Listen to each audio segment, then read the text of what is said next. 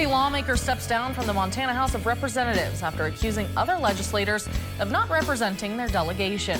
Representative Ron Marshall of House District 87 announced his resignation this morning in a social media post on X, saying, quote, "The corruption is more than I can stand. Lobbyists run this country. They, the people, have no voice." Welcome back to the Bad Apple Report. You guys, there's so much corruption, so many bad apples. We just had to spill over into this After Dark episode. Thank you so much for being here. Let's get on with the show.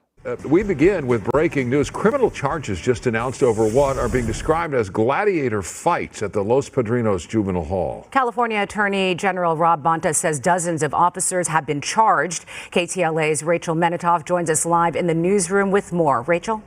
Sure, Micah. 22 out of the 30 defendants are being arraigned today. The other 8 will be arraigned once they've secured lawyers. They're charged with child endangerment and abuse, conspiracy, and battery for what the Attorney General describes as ongoing deficiencies in the treatment and conditions of young people in juvenile halls. Now, the indictment was unsealed about an hour ago. It is the result of a California Department of Justice investigation launched after the LA Times published security video from April of last year. It shows 8 probation officers standing idly by while a group of teens attack a 17-year-old inside a day room at Los Padrinos Juvenile Hall in Downey. According to the Times, the teen suffered a broken nose and head trauma as a result. Attorney General Rob Bonta says this video was not a one-off isolated incident. Between July 1st and December 31st, 2023, detention officers allegedly encouraged 69 gladiator fights between 143 young people in their care, and they range in age from 12 to 18 years old. Some officers are even seen laughing and shaking hands with the young people involved. Watching the video, the officers look more like referees or audience members at a prize fight, not adults charged with the care and supervision of young people. The officers don't step in, don't intervene, and don't protect their charges.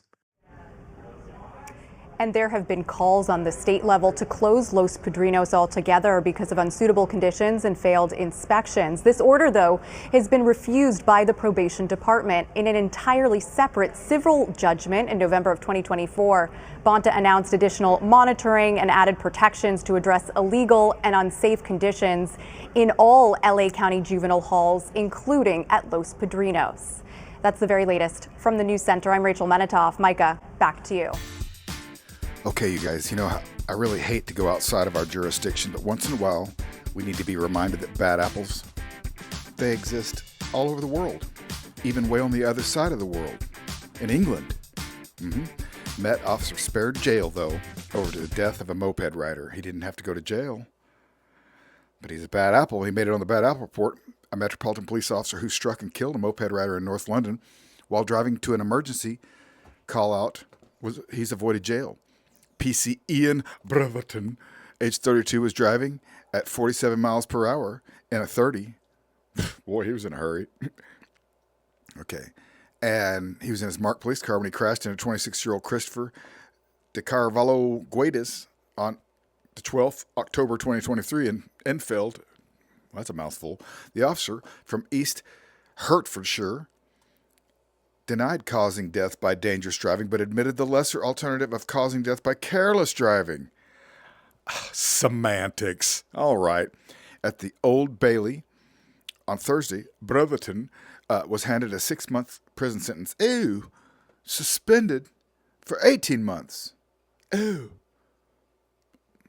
Irreplaceable. He was also sentenced for 150 hours of unpaid work and disqualified from driving for 30 months. Whoa. Judge Mark Lucraft, KC, acknowledged the defendant's remorse, but said, as a trained police officer, driving in connection with your duties and your driving must be judged according to those standards. The Crown Prosecutor's Service said Brotherton was driving a marked police van on Southbury Road around 3 p.m. on 12 October 2023 while responding to an emergency call using his blue lights and sirens. Okay, he's doing his job. What's going on here? He was in a hurry going 47 and 30. Wow, you know what I'm saying?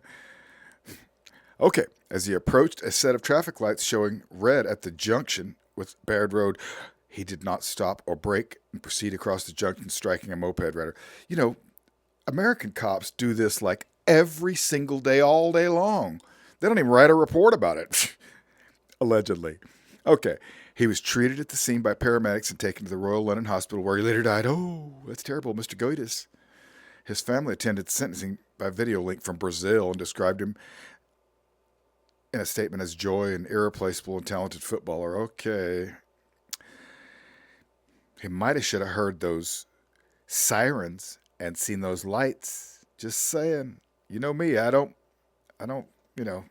give cops a break, but I mean, they called for the officer to be dismissed for the 30-second error that changed their lives. Okay. Rachel Taylor from the CPS said PCM Brotherton was a police response driver, and he had undertaken training, which included how to safely approach and negotiate traffic lights, showing red when engaged out an emergency. You guys, this is just so, I really can't read on. It's a strange story. Let's just move on with the show. Thank you for being here, guys. First tonight, a Washington State Patrol trooper is sitting in the Benton County Jail accused of DUI after allegedly hitting and killing a motorcyclist with her car. Thank you for joining us for Fox 13 News at 5. I'm Sabir Rayford. And I'm David Rose. According to the Washington State Patrol, it happened while the trooper was off duty and driving her personal car. Here's a closer look at where it happened on State Route 240 near Horn Rapids. That's roughly 200 miles outside of Seattle. Fox 13's Dave Detling joining us now with what he knows about the investigation. So, Dave, what have we learned about this trooper and what happened? Well, right now, the Richland Police Department has identified that trooper as Sarah Klassen. According to jail records, she is currently behind bars at the Benson County Jail. Records show Klassen was arrested on suspicion of DUI last night around 7:30 and was booked into the jail at 1:45 this morning. She's facing a charge of vehicular homicide. According to Washington State Patrol, Trooper Klassen was a public information officer, is a public information officer for District 3, which includes Benton, Walla Walla, and Yakima counties. Again, she is currently behind bars. That incident happening off of State Route 240 near Horn Rapids. Again, according to the Richland Police Department, there was some confusion because there was another deadly crash nearby that was not related. Now, this investigation into what happened is continuing. It will be forwarded over to the prosecutor's office. Washington State Patrol Chief John Batiste offering his condolences to the victim involved and their loved ones, saying in part, quote, "We are reminded in times like these that law enforcement officers are not immune from tragedy nor from personal accountability. And we urge all motorists to always drive with focus, care, and caution."